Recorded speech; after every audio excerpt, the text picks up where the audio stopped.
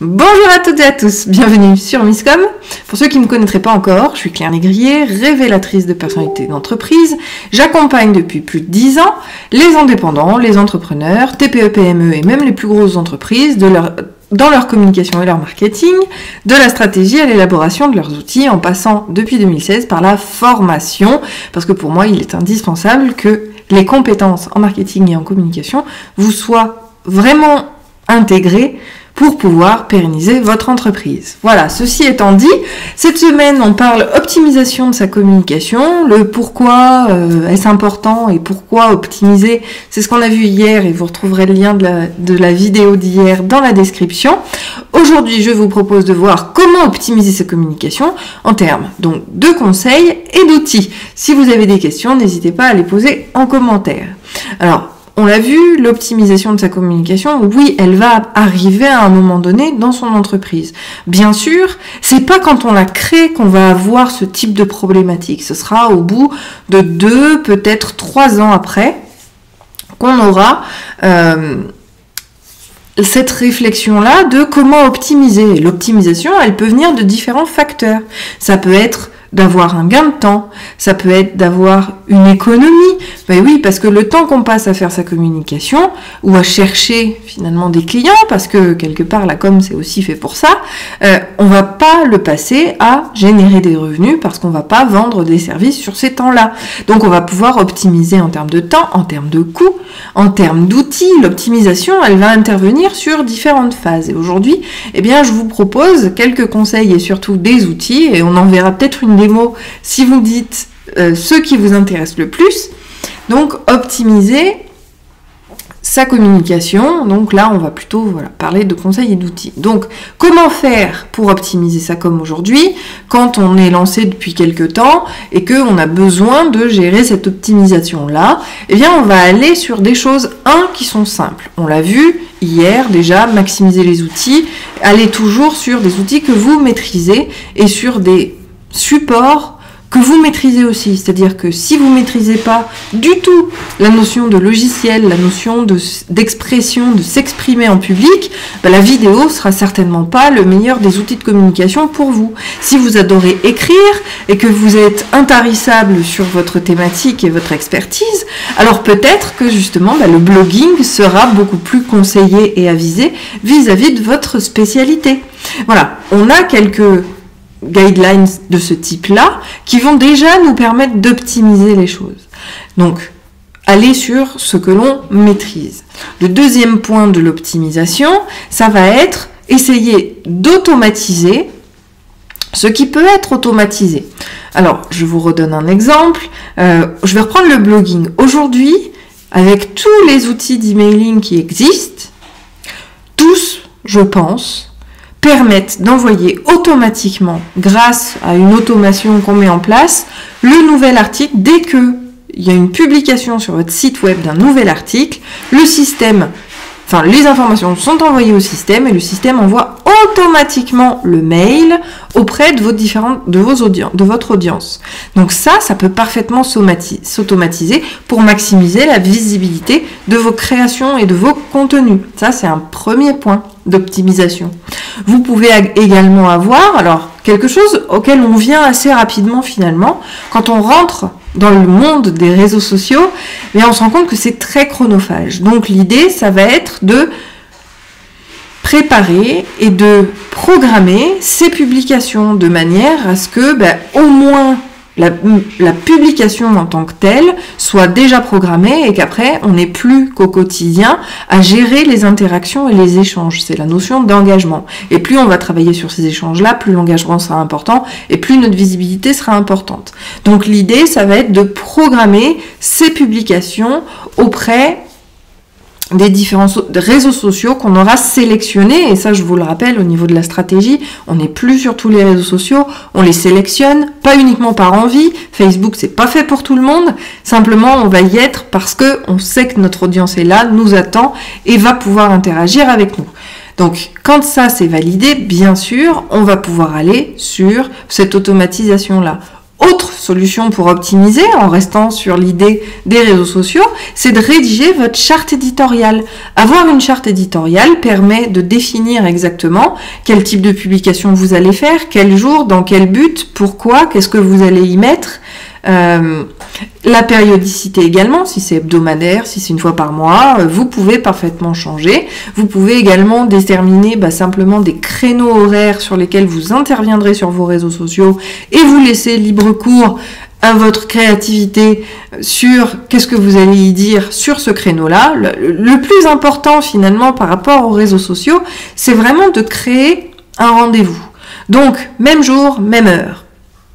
Très important, c'est un peu comme quand on était enfant, pour ceux qui sont de ma génération, où on attendait notre abonnement à Mickey, à tous nos magazines d'adolescentes aussi, on y était inscrite et tous les premiers lundis du mois ou tous les jeudis de la semaine, on recevait notre revue dans la boîte aux lettres et on l'attendait. C'est exactement ce que l'on cherche à obtenir par rapport aux réseaux sociaux, c'est que les gens attendent votre publication pour pouvoir y participer.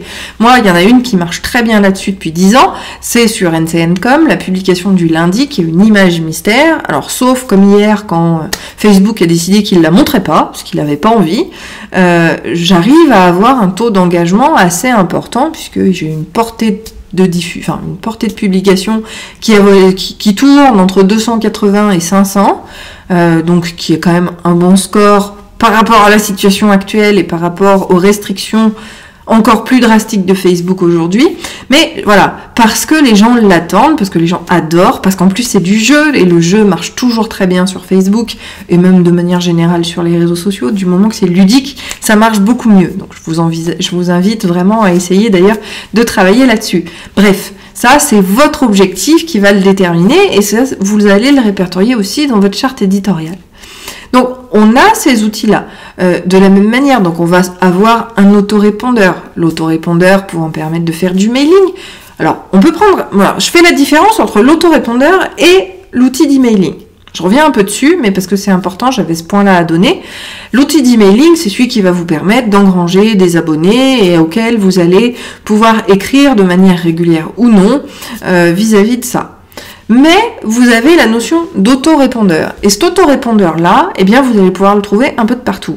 Sur vos boîtes mail. Dès lors que vous êtes fermé, dès lors que vous n'allez pas donner de réponse immédiate à la personne, mettez en place sur votre outil, donc les outils d'emailing, c'est même à la création de votre mail au niveau de votre hébergeur, votre fournisseur d'accès, Internet, puisqu'ils appellent comme ça, vous avez une fonctionnalité dans les réglages de la boîte mail d'autorépondeur qui va dire, sur lequel vous pourrez dire, envoi d'un message automatique pour dire que je ne consulte cette boîte mail que les lundis et les vendredis de 17h à 19h et que entre temps, ils peuvent patienter ou appeler un numéro d'urgence, par exemple.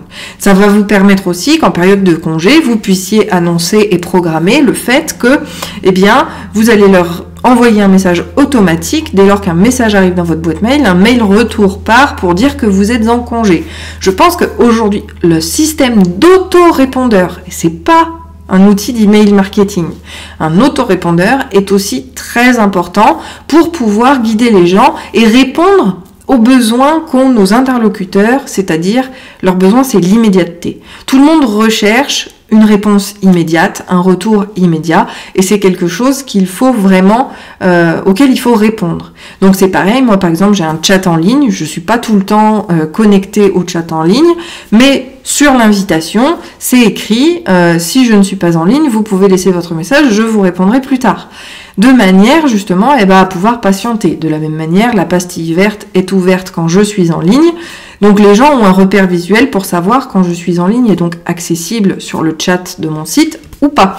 Donc on a comme ça des éléments qui vont vraiment nous permettre d'optimiser la communication. Et la communication, c'est pas uniquement la promotion. Je vous l'ai dit, la communication, si on revient à la base, c'est un émetteur, un récepteur et un message. entre les deux. Donc la communication, ça peut être l'échange par mail, l'échange par chat, ça peut être la création de contenu qu'on va diffuser, ça peut être un certain nombre d'éléments. Donc on va pouvoir optimiser. Autre outil d'optimisation dont on a parlé hier, bien évidemment, ça va être votre planning. Le planning de communication. Comme je le disais, alors même si ça en surprend certains, oui, quand on travaille en agence, on va faire des plannings sur 3 ans. Vous faites-les sur 1 an, mais si vous avez déjà votre planning qui va vous dire que vous avez tel lancement, et on a le rétro-planning qui permet de dire, voilà, telle étape c'est à tel moment, telle étape c'est à tel moment, ça vous fait votre to-do list.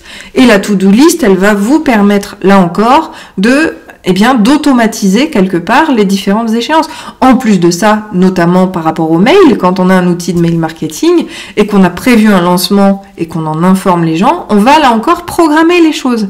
Et ça permet de les travailler bien en amont, bien à l'avance, pour pouvoir être serein et gérer les choses, parce qu'il y a toujours des couacs, notamment au niveau des lancements qu'il faut prévoir. Donc plus on va les travailler à l'avance, plus on aura de temps pour gérer les couacs, les dysfonctionnements, etc. Donc cela aussi, ça a un rôle d'optimisation parce qu'on va perdre beaucoup moins de temps. Si je devais gérer la création de contenu au moment du lancement, alors que finalement le lien il n'est pas fait, qu'on n'a pas le temps de faire les tests, ça m'est déjà encore arrivé il n'y a pas très longtemps vis-à-vis d'une cliente, on se retrouve encore à faire des couacs.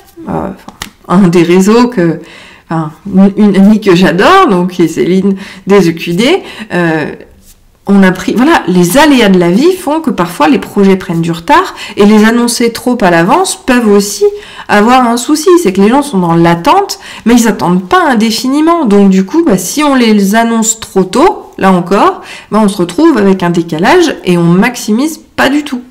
Donc ça, c'est également très important.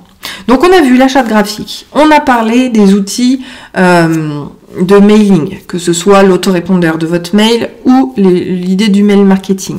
Vous avez également d'autres outils type Canva qui vont vous permettre de gérer les visuels, notamment de vos articles de blog, de vos publications, parce qu'on reprend toujours la même trame. Vous le savez, pour moi, dans le branding, on n'est jamais en freestyle, c'est toujours très carré, très ordonné. Telle publication, c'est tel visuel. Pour les articles, regardez les vignettes de Miscom.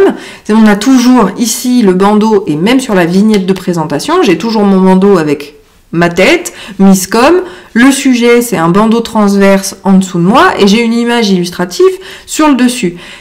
Cette maquette-là, elle est toujours figée et on va utiliser des outils type Canva, Designer, Wizard. Il y a plein d'outils aujourd'hui gratuits ou payants qui vous permettent vraiment de faciliter cette création de manière la plus automatique possible. On duplique le contenu, on change la phrase, on change le seul visuel nécessaire et c'est parti. Là aussi, on va pouvoir optimiser en termes de temps, en termes de création. Alors moi, pour Miscom, c'est sûr que ça me prend du temps parce que une fois que j'ai publié mon live, je prends le fichier, je le retouche, c'est-à-dire que je coupe le début, je coupe la fin, je l'envoie sur YouTube, je crée ma vignette, je crée mon texte introductif, et normalement ce que je fais, c'est qu'après je le duplique, sur Facebook. Et j'ai une raison pour ça, c'est que de toute façon, ceux qui sont sur Facebook et qui regardent les lives ne sont pas ceux de YouTube et inversement. Et c'est surtout ceux de YouTube qui regardent jamais les vidéos sur Facebook. Donc, j'ai deux populations totalement distinctes et en termes de recherche, de toute façon, aujourd'hui, les robots de Google, ils sont très intelligents et ils savent très bien dire et repérer que vous êtes sur les réseaux sociaux et que c'est normal de diffuser le pitch de votre contenu de manière identique sur les deux réseaux. Après, c'est sûr que quand on a des audiences différentes qui s'attendent pas du tout à ce même contenu, si je prends, à contrario, Facebook ou LinkedIn, là, oui, il y aura un souci. Et puis, LinkedIn est quand même beaucoup plus référencé, donc là, c'est plus un copie vis-à-vis de votre site qui poserait un problème. Mais en général, copier sur les réseaux sociaux, même si en termes de... j'ai perdu de pertinence, voilà, je perdais le terme. En termes de pertinence, c'est pas super, il n'empêche que c'est faisable.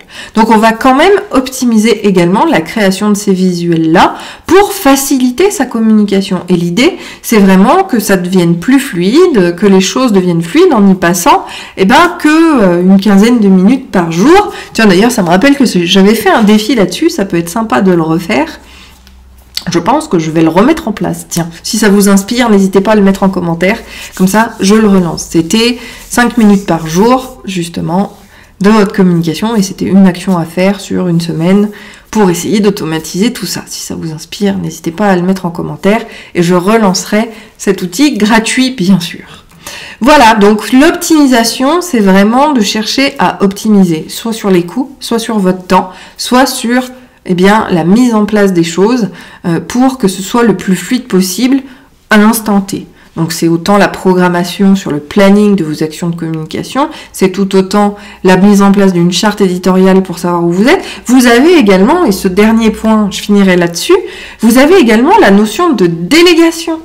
N'hésitez pas à déléguer à partir du moment où vous savez que l'investissement de délégation est inférieur au gain de la délégation, c'est-à-dire du temps récupéré si vous déléguez les choses, eh bien vous aurez bien plus de choses qui seront intéressantes à faire pour vous, en laissant bien sûr les choses à des personnes compétentes, mais qui vont pouvoir prendre le relais, dont c'est le métier, et qui seront ce sera beaucoup plus facile et beaucoup plus fluide. Donc on cherche à déléguer en premier lieu les choses qui nous saoulent.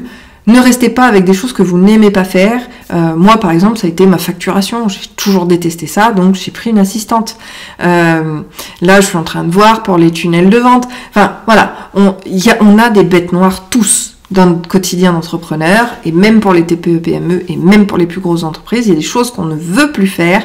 Eh bien, on va pouvoir les déléguer parce que le gain de temps et même d'argent gagné par cette délégation nous permet d'en gagner bien plus à côté en ne faisant plus cette tâche-là. Donc ça fait partie des optimisations. Et j'ai envie de vous le dire, dès lors que vous en avez un tout petit peu les moyens, dès lors que vous en ressentez le besoin, ne vous restreignez pas, n'ayez pas peur de déléguer les choses à autrui. Alors c'est sûr qu'il y a une recherche à faire, trouver la bonne personne, etc. Mais une fois que vous l'avez, n'hésitez pas à déléguer parce que vous verrez que vous le vivrez beaucoup mieux dans votre entreprise et dans votre projet. Voilà, la vidéo est bien assez longue. Je vous souhaite d'arriver à optimiser votre communication. D'ailleurs, je vous rappelle la question de la semaine. Est-ce que vous avez déjà pensé à cette optimisation? Avez-vous mis en place des moyens d'optimiser? Je vous invite à commenter pour me dire simplement ce que vous avez fait. On est là pour partager, pour échanger entre nous. Donc ce sera très intéressant de savoir ce que vous avez pu faire, quel outil vous avez pu utiliser. Voilà, je vous propose jeudi, on ira plutôt sur des démos des outils d'optimisation. Je ne sais pas encore lesquels je vais faire. Si vous avez des envies particulières, n'hésitez pas là encore à les mettre en commentaire. Et on se retrouve jeudi pour une nouvelle émission. Je vous souhaite une très bonne journée, un très bon appétit et on se retrouve jeudi. Ciao!